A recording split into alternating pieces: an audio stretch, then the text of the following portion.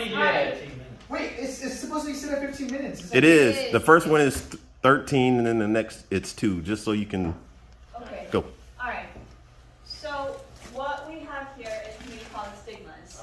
Is what the thing that we need to tackle. And how we can tackle community college stigmas and identifying the stigmas as well. So what is a stigma? It is a mark of disgrace. Stigma itself sounds in particular circumstance, inequality, or a person, it is a mark of disgrace. So whenever we talk about community college stigmas, it means something negative towards community college system. So here are the list of stigmas that we'll be looking at. It's community colleges have a lesser quality of degree and education opportunities. Community colleges do not have the same campus experience as that of a four-year university or colleges have. Community colleges do not provide enough opportunities for students to succeed, and community colleges accept almost everyone.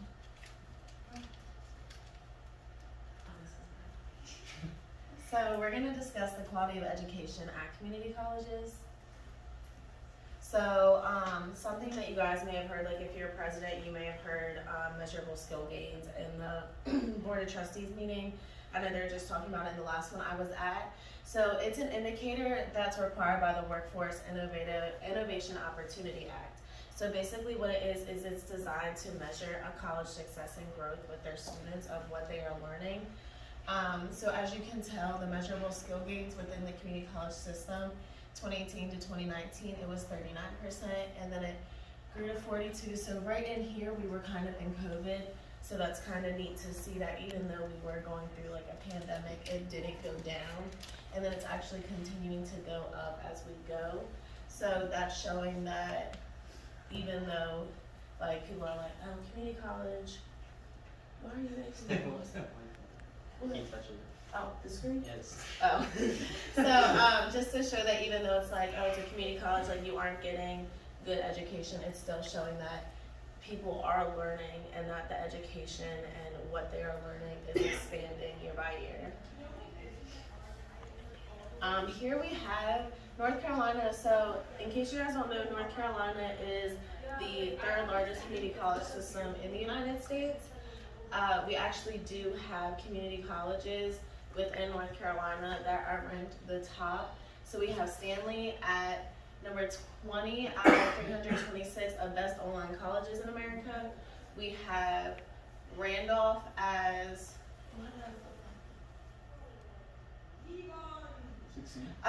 Stanley's the 22nd out of the 845 in the best community colleges in America. And then we have Randolph of 16 out of 845, Brunswick as 69, Sampson as 82, Sandhills as 91.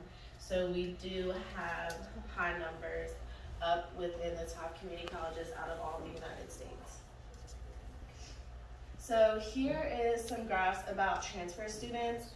The transfer students are going to be in the red, and then the non-transfer students are the blue, but it looks black on the screen. So the North Carolina Comprehensive Articulation Agreement was formed in 1997. So basically it allows students to transfer from a community college to a four-year college without like any issues. It's with the classes transferring and everything. So as you guys can see with the graphs, it's kind of deceiving of like the percentages. It may look like transfer students from community colleges are actually like not as successful, but if you go to the next slide. So here you can see it's this is for, so this is fall 2011 down to fall 2015, and so you can see like the numbers that went in for the transfer students and then non-transfer students. And then this one I actually did the numbers for spring of 2012. So you had 1,068 students and 23.3% of them finished at the 2-year graduation rate. So that's approximately 248 students. So it's 248 out of 1,068. For 55.1% of the 25,255, that was 13,915. And then once you go to the 54.8% of the 1,068, it's 583. And then for the 65.4% is 698. So as you can kind of see, the bar charts, well, the bar graphs, and the numbers are kind of misleading because it's hard to compare such different numbers. Like there's at least 24,000 difference within those numbers. So it's basically presented to mislead you and show you that community college students that transfer to four-year universities are not successful, whereas the numbers just can't really be comparable. So this kind of has changed. It really just depends like what community college you're at, but according to the Systems Office website, you need to have a minimum of a master's degree to be a community college instructor. I don't know what happened up there. For teaching experience, many instructors have been involved in the community college system. And then you have teachers with the Student Leadership Advisory Board. So that is a program for teachers and advisors to help enhance and strengthen their leadership skills and knowledge. So just like us as students who go to conferences, our advisors do that as well to better themselves. So other things that they have for leadership and governance is they have the M4C SGA, the North Carolina Comprehensive Community College Student Government Association, and then they also have NC Phi Beta Lambda. It allows students to develop vocational and professional skills, as well as the SLDP of what we're at, so they provide programs to help students grow.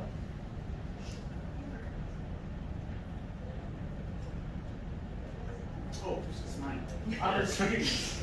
So, one of the stigmas is that school community colleges won't provide as many opportunities as four-year institutions. And so I'm here to prove why that's wrong. That's right. All right, first of all, we have, what's it called? The North Carolina Community Colleges holds over 275 different certificates, which are divided into 12 different programs.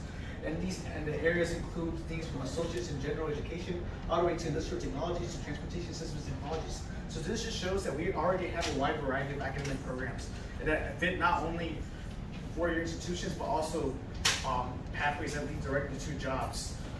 On top of that, we also have a long list of college transfer programs, which help save money.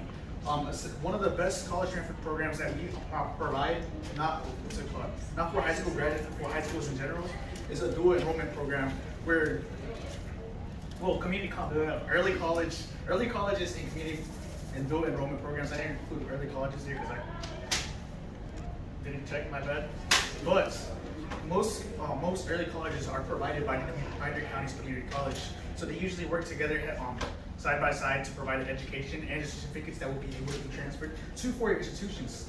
On top of that, there's also a dual enrollment program where high school sophomores will be able to apply for their junior and senior year to become a student at their local community college and take classes there as well. And it will count as both high school and college credit. So let's say you don't know what you want to do, you're trying to figure out in high school, and so you didn't go to an early college, but you want to give it a taste, so you do the dual enrollment program instead. That's what I did actually. I used to want to be a business major, and so I did the Wake Tech CCP, which is their dual enrollment program, and I took a lot of business classes, and I realized I hate business stuff because it's so boring.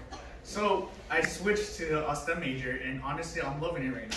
I'm like on that high, you know what I mean? But yeah, on top of that, we also have a lot of, I forgot the name of these programs, but a lot of programs that work directly with other schools. So for example, we have the CSEP program, which is the Carolina Student Transfer Excellence Program, which is where community colleges work with UNC Chapel Hill, where basically if you meet certain criteria, I'm getting ahead of myself, my bad. We have the CSTEP, which works with UNC Chapel Hill, and NC State C3, which works with NC State and community colleges. So essentially what this is a partnership that expands to other community colleges. And well, students have to meet certain guidelines to be able to get into these programs. And if they keep these, if they pass the criteria throughout their 2 years in community college, they will have guaranteed admission into the school if the criteria is met by the time they graduate. So essentially, this is a bridge that leads you directly to your dream institution if you know where you want to go as soon as you hit community college. And that's why I believe these college training programs are very important. And the fact that these aren't really promoted that much is pretty bad in my opinion. It's misleading towards the general populace because then people believe that we don't provide as many opportunities as we actually do.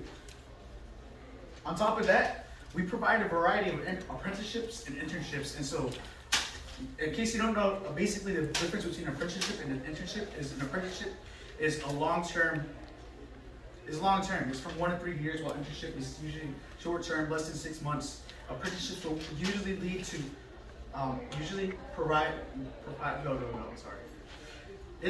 apprenticeships usually pay you the full time and lead to a full-time job in the end after this year, and it's very in-depth and it's really demanding, or not demanding, it's very in-depth and established and structured well, and it offers a variety of mentorships.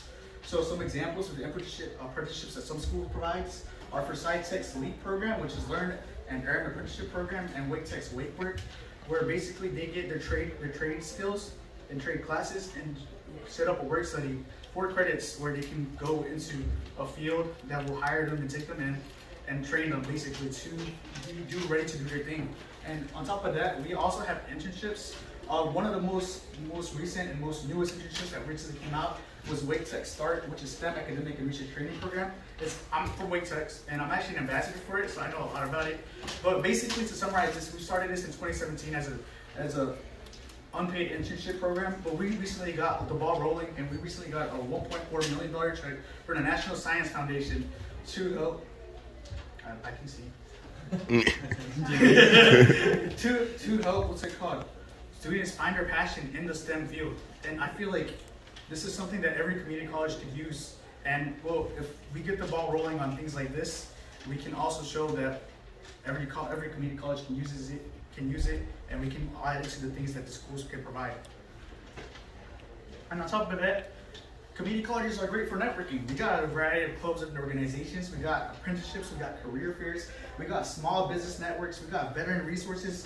We also got a lot of tutoring centers and things that I call care centers, which offer emotional, financial, and advising support. And that's basically what four-year institutions do as well. But because I'm biased, and this is my opinion, I feel like this might be a bit better for us though, because although a four-year institution is huge, they have large numbers with limited staff, and although community colleges are also pretty big, our numbers are slightly smaller. So we'll be able to handle things more on a case-by-case basis, and it can feel like you're cared about and not just like another person in line. So that's to end my slide of opportunities. My boy, Nuka, will help you out I'm here. gonna go with the impact and workforce and keep it quick. Next, and my stigma is that community colleges basically accept everyone. That is true, but what is the reason that they do? Well, they are compelling for individuals that may not have the time, the money, and academic scores initially go into it for your university. Not everyone can do that. And also, there's seniors that often look at community colleges for a way to get more higher education. Not everyone's gonna go to a four-year university straight up. They look at community colleges for that. And then also, they have a lot of different, from a certification to a bachelor, a lot of programs, as Kevin said, course to careers, a lot of those. Thanks. Okay, so an article by Forbes was titled "Community Colleges and the Future of Workforce Development" says there's a couple of things that workforce looks for in their employees, and community colleges offer a lot of those. So first of all is the sharing upside. Community colleges offer companies a diverse pool of what they're looking for in recruitment, and also companies partners a lot of times with community colleges to have their students train in the way that they want for their employees to be in the company. And this was an example. Weaver Community College has specific programs that trains their students for specific job and requirements for partnership with their local companies. Okay, focus on motivation. Many of these community college students hold a lot of jobs. They're seniors, hold full-time jobs, hold part-time jobs. They're a lot more trained, a lot more motivated, and they know the value of time, commitment, and money. And that's what a lot of jobs look for. When you go to a four-year universities out of high school, you're still like learning. So for community colleges, they offer a lot more of a diverse pool with that. And then also the benefits of diversity and inclusion. And some companies have trouble recruiting a diverse workforce for outreach and stuff. And yeah, community colleges can, again, contribute to the factor, giving them non-traditional and traditional students in the workforce. And that's it for me. Are we cutting time? No, we're at 2 minutes.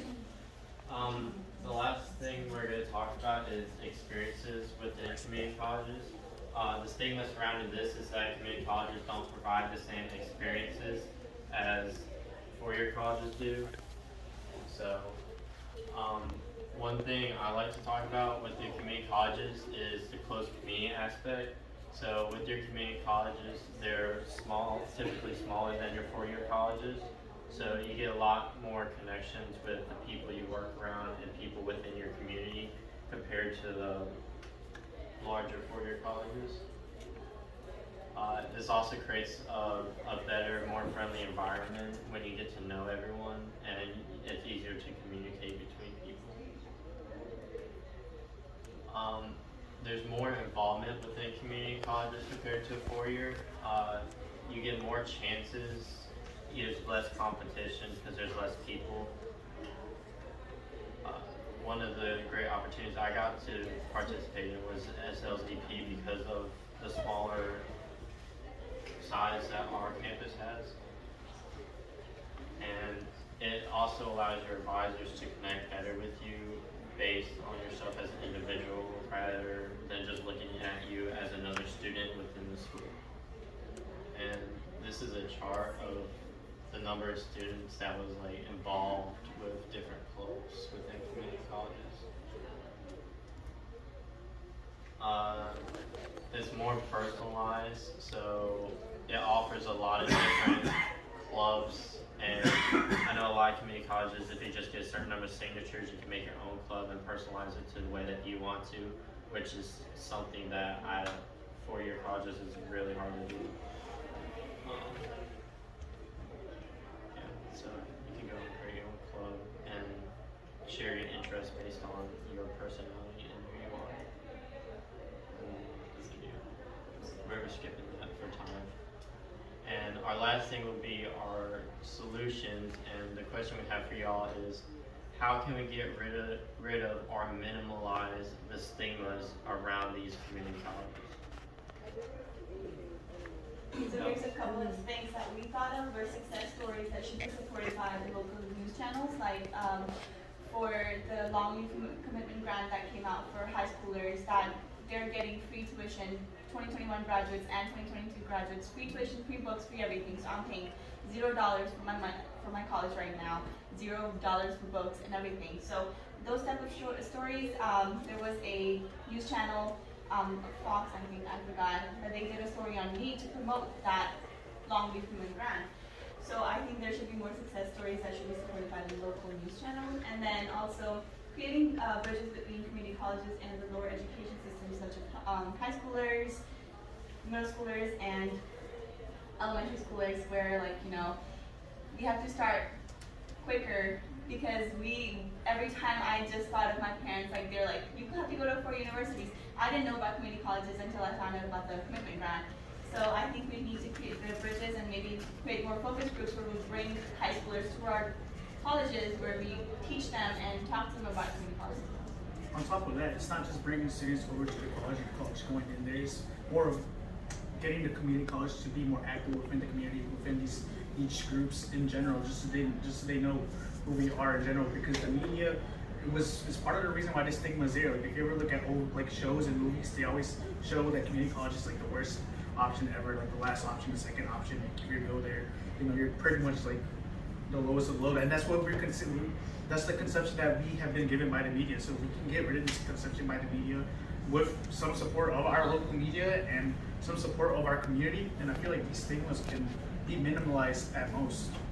And the video that I wish we could have showed you, but we couldn't get the speaker word, it was when President Stiff was being removed from office. A woman was talking about it, and she was saying people go to community colleges just because they can't afford a 4-year, they didn't have the grades for it, and it's just the connotation, the denotation of her words were negative.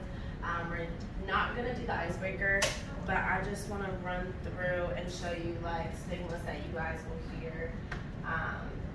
So you'll hear Mary wants to a 4-year institution to get a better degree. Jim went to community college, he's not smart. Paul's going to trade school, he's not doing anything important. Just about having to go to a 4-year institution to actually be successful, whereas in reality, like you're seeing a comparison, my son went to a 4-year institute, he's going to be more successful. Your son went to community college, he's not anything. But down here you see Jamal went to trade school to prepare his career path. Sam went into a successful job after trade school. That's because of our apprenticeship programs, our internship programs, and just the ties that community colleges do have with their community. Dude is a part of 5 different clubs in his community college. And it's just stuff like that that you hear negative stigmas, but people don't take the time to know somebody's personal story, what they're actually going through, and why they are